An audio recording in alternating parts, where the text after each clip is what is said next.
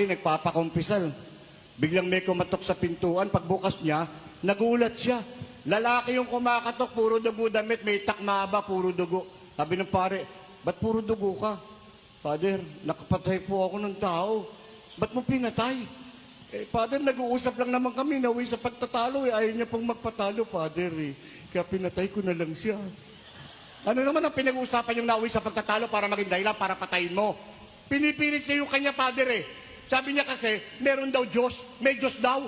Sabi ko sa kanya, walang Diyos, wala. Pinipilit niya talaga ako, Father. May Diyos nga, may Diyos. Sabi ko, wala nga. Ayaw niyang tumigil, Father. Pinatay ko na lang siya. Ikaw, Father. Naniniwala ka bang may Diyos? Sabi nung pare, dati. Oh. Bakit?